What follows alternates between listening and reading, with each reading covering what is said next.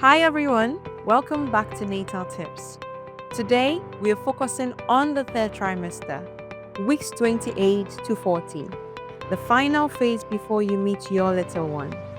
During this period, the major feeling is anticipation, joy, and a tinge of fear to meet your baby. Soon, you will hold your baby in your arms. Here is what to expect in the meantime.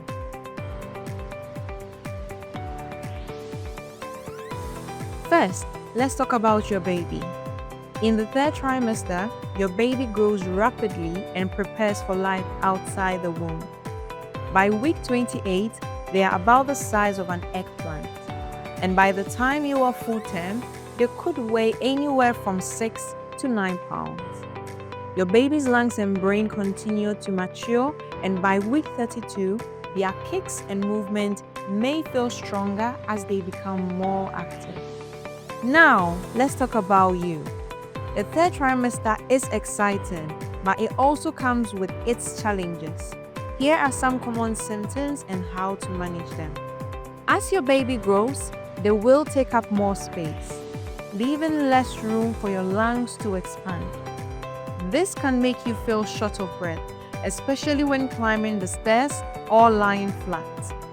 This sometimes improves once the fetus drops into the pelvis towards the end of the third trimester in preparation for birth.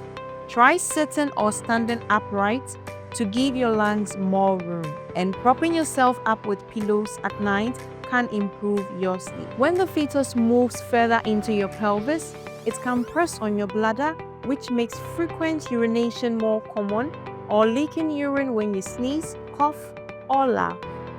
Remember to stay hydrated, as this is not the cause of your frequency of urination. Contact your provider if you think you are leaking any fluid, and in doubt if it is urine, as it might be your water breaking. Swelling of your hands, feet, or face is another common symptom due to fluid retention and increased blood flow. To reduce this, elevate your feet when sitting or sleeping if possible. Keep hydrated and avoid standing for long periods. However, excessive swelling of hands, feet, and face accompanied with headaches might be an early sign of preeclampsia. Hence, the need to discuss this with your midwife to rule this out is important. Unlike true labor contractions that get stronger, more intense, and more painful over time, Braxton Hicks contractions are mild, irregular, and don't progress. They can feel more like menstrual cramps. Moving positions or walking can relieve them. Also, be sure to drink plenty of water. But if they become more regular, painful, contact your healthcare provider. It could be early labor. Nesting. This is a strong urge to prepare your home or life for a baby. Some people say they experience a rush of energy that makes them want to clean and organize. I remember the experience of my sister when she stayed up all night to paint her room a week before her due date. I had never seen her work hard until those periods, so it must be some good energy. It's okay if you never feel a nesting instinct. Some people do and others don't.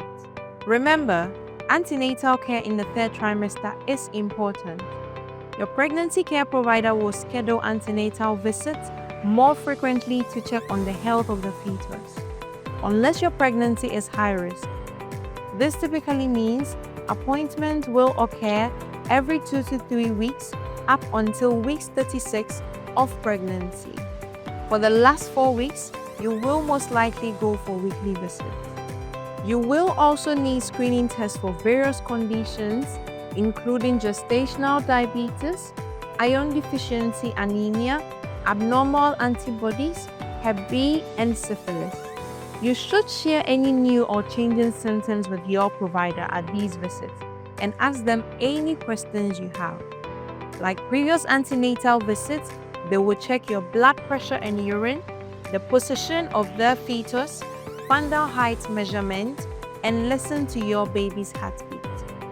They will also recommend some vaccines in this pregnancy, and you have the chance to decide whether to have them or not. We will discuss these topics further in another video. And thanks for joining and learning some practical tips about the third trimester.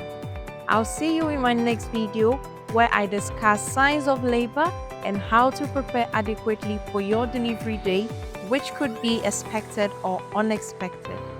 Love you all. Please don't forget to subscribe, like, and share. And don't forget, self-love and staying positive contributes towards a healthy baby.